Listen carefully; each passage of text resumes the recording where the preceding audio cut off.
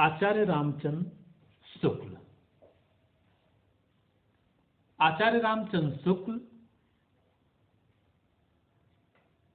साहित्य के इतिहासकार, साहित्य के मर्मी विश्लेषक, आलोचक और निबंधकार के रूप में अपनी अप्रतिम ख्याति अर्जित करते हैं। शुक्ल जी को वैश्विक निबंधकार की श्रेणी में रखा जा सकता है। उनकी दृष्टि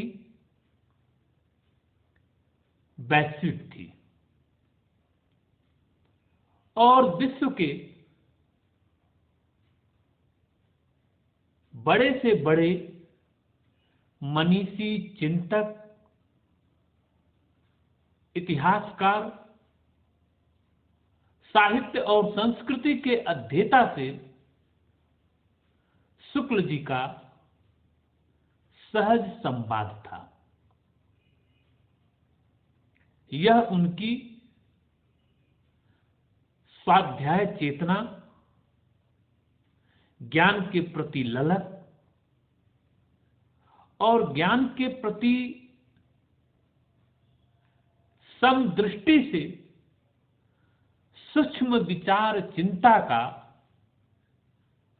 एक प्रतिमान है कि एक आलोचक, एक लेखक, एक निबंधकार किस तरह से सूत्र स्थापन शैली से लेकर व्याख्या विश्लेषण तक अपने निर्णय में, अपने कहने के तरीके में,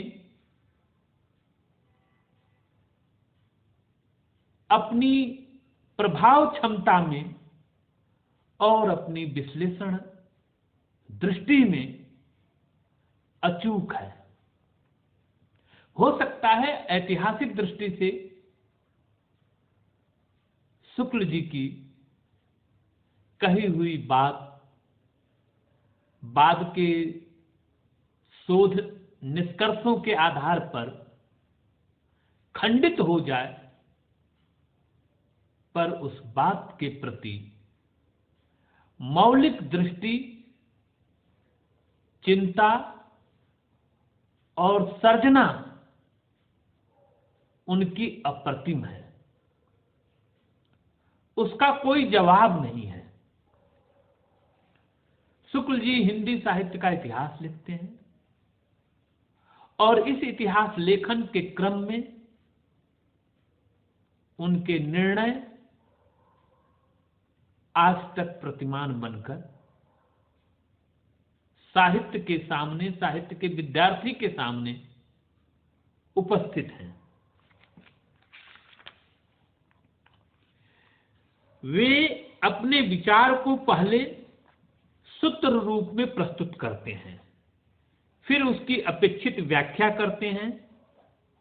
भाषा की प्रौढ़ता, विचारों की क्रमबद्ध प्रस्तुति, विषयानुरूप उद्धरणों का समावेश तथा गंभीरता के साथ विषय प्रतिपादन उनके निबंधों की प्रमुख विशेषता है।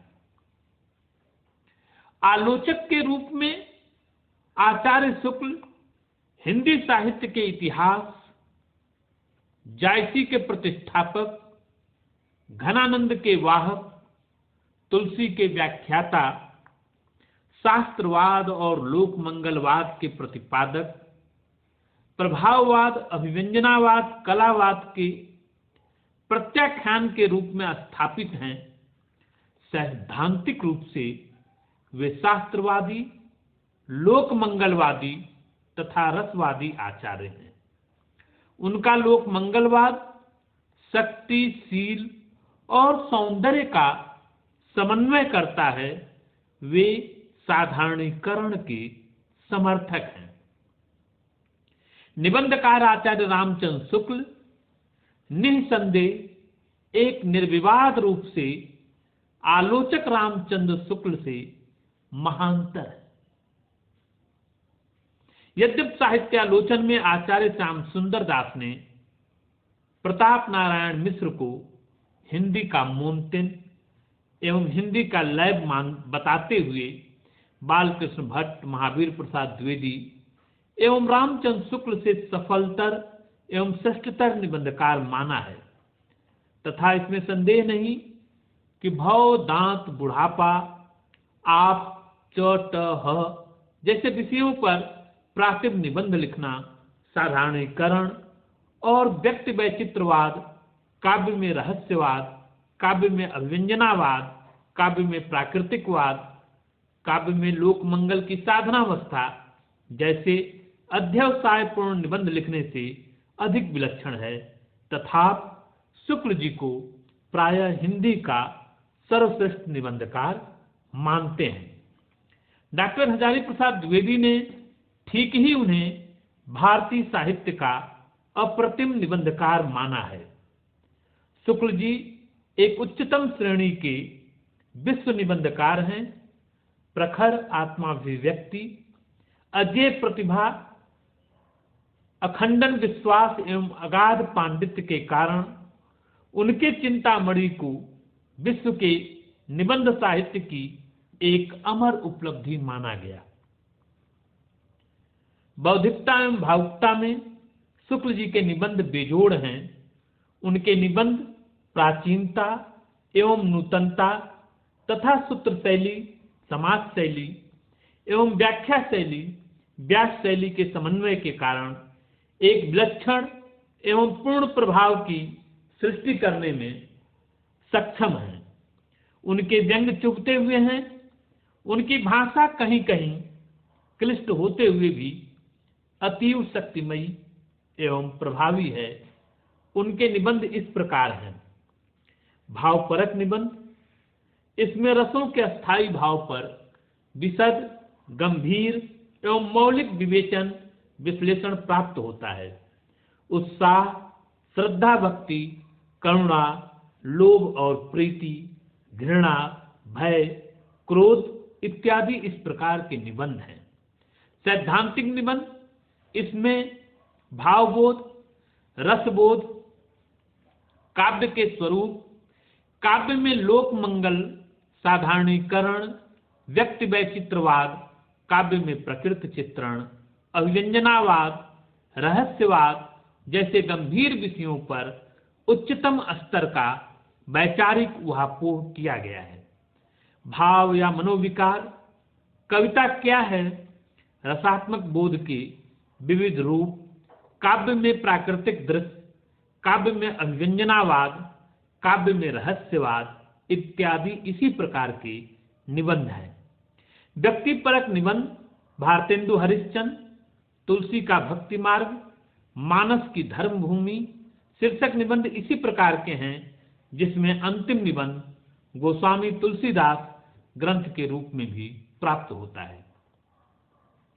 तीनों प्रकार के ही निबंधों में आचार्य रामचंद्र शुक्ल को अद्वितीय सफलता प्राप्त हुई है।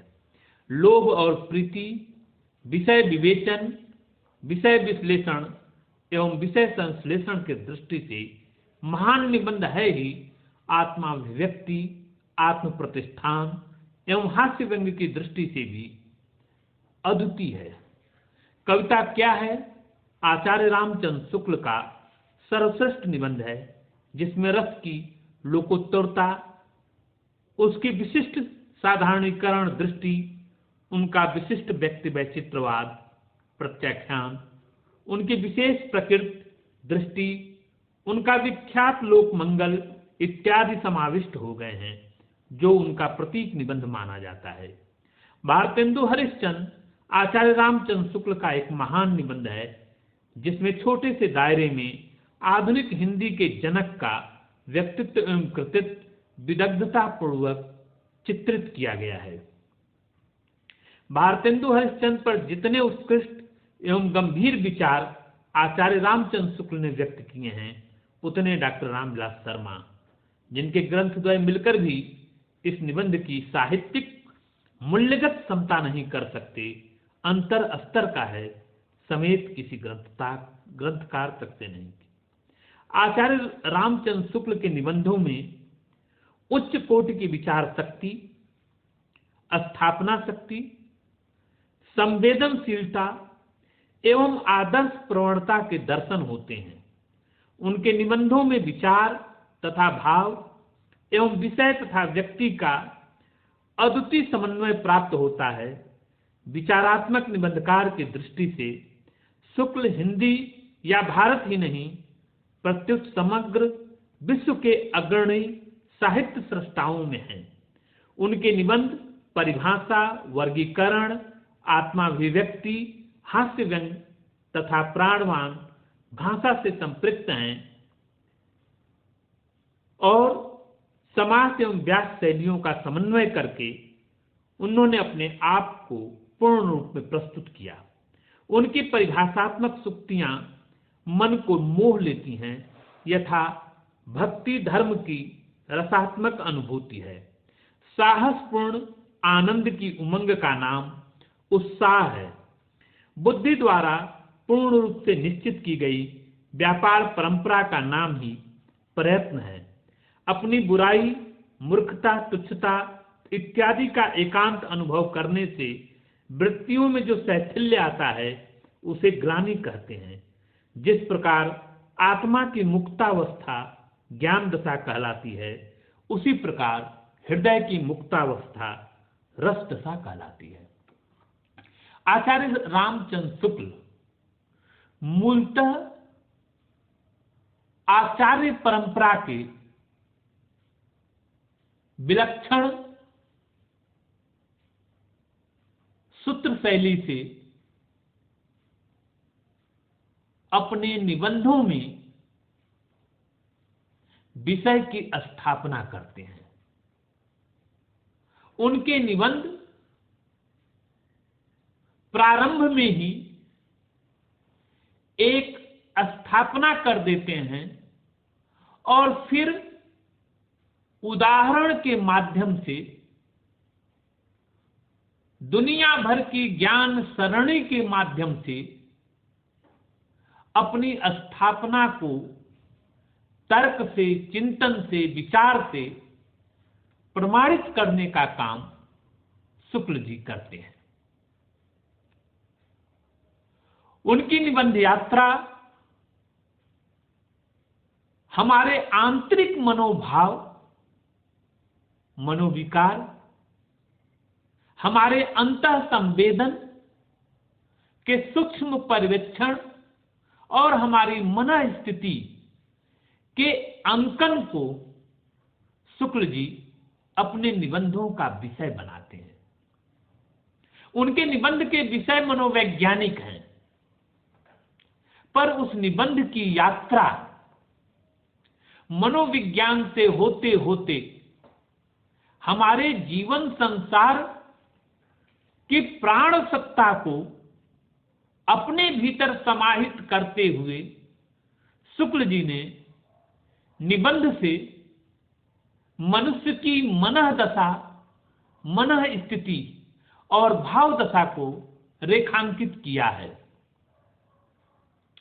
शुद्ध रूप से ये मनोवैज्ञानिक विषय हैं। हमारा मस्तिष्क कैसे चलता है, क्या कुछ सोचता है और संसार में पदार्थ के साथ, समाज के साथ, सांसारिक दुनिया के साथ हमारी मन स्थिति और हमारे मन की यात्रा किस रूप में होती है, इसे यदि समझना हो तो हिंदी में सबसे बड़े निबंधकार के रूप में हमारे पास आचार्य रामचंद्र शुक्ल हैं, जो हमारे मनोभावों को केंद्र में रखकर जैसे करुणा, क्रोध, उत्साह,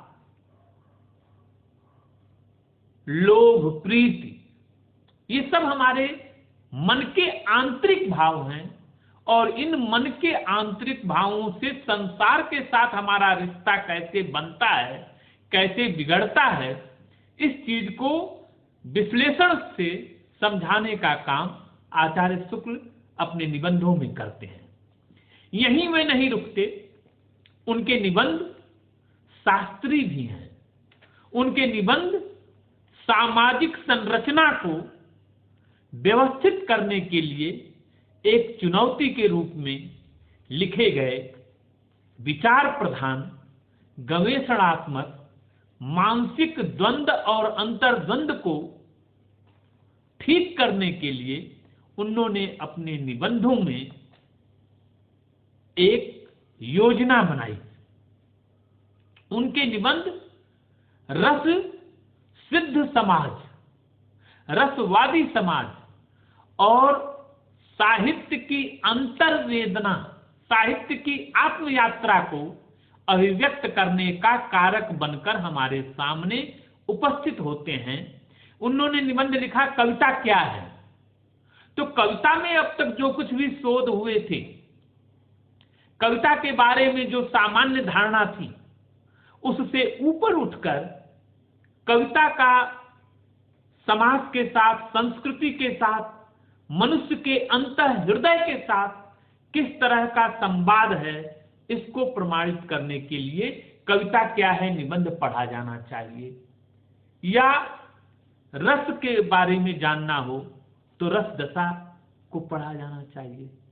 या काव्य में लोक मंगल साधनावस्था और लोक मंगल की सिद्धावस्था, साहित्य का हेतु क्या है, साहित्य कहना क्या चाहता है, साहित्य का संस्कृति के साथ किस तरह का संवाद है, ये सब समझने के लिए आचार्य शुक्ल के निबंधों से गुजरने की आवश्यकता महसूस होती है। इस तरह से यहाँ ये बात साफ तौर पर कहा जाना चाहिए कि आचार्य शुक्ल के निबंध मनोवैज्ञानिक विवेचन विश्लेषण होने के साथ साथ, मनोवैज्ञानिक विषयों की प्रस्तुति के साथ साथ, मनुष्य का उसके समाज से परस्पर किस तरह का संवाद है, इस संवाद को अर्थ देने का काम करते हैं। और ये मनोविज्ञान जैसे शुष्क विषय को लोकानुरंजन के साथ, आनंद के साथ लोक को शिक्षित और दीक्षित करने का काम आचार्य शुक्ल के निबंध करते हैं। और वो हमारी समस्याओं का समाधान भी करते हैं और हमें रास्ता दिखलाते हैं कि समाज में, अपनी व्यक्तिगत दुनिया में, अपने निजी संसार में और अपने बाह्य संसार में हमें कैसे होना चाहिए, हमें किस तरह से व्यवहार करना चाहिए, हमारे सामाजिक आचरण के क्या आधार होने चाहिए और हमारे निजी जीवन के आचरण के क्या आधार होना चाहिए। ये सब विषय शुक्ल जी अपने निबंधों में निर्धारित करते हुए आगे बढ़ते हैं।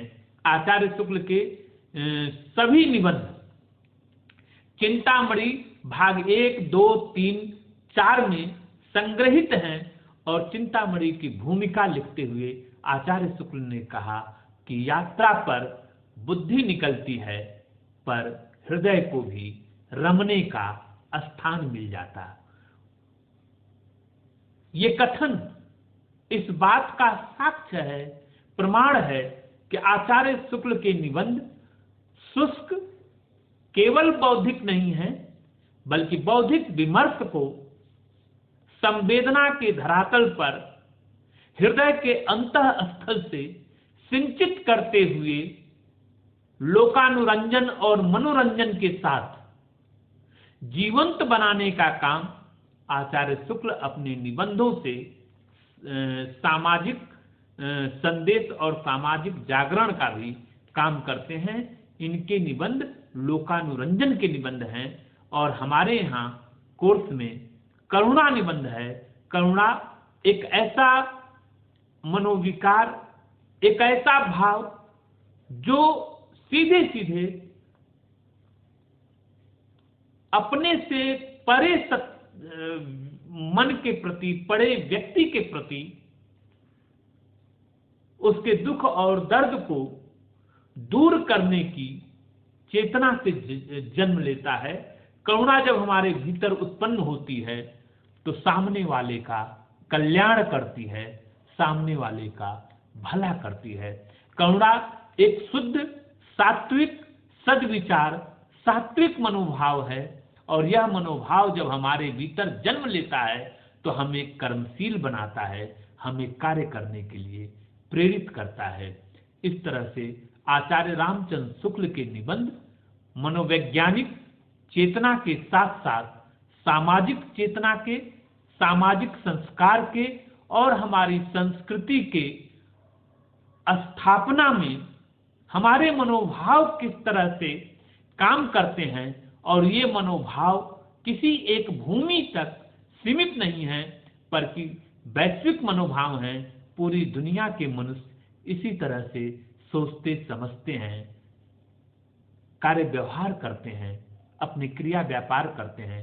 इस क्रिया व्यापार को आचार्य शुक्ल ने अपने निबंधों के माध्यम से, अपने मनोवैज्ञानिक निबंधों के माध्यम से, अपने भाव और मनोविकार संबंधी निबंधों के माध्यम से अभिसिंचित किया है।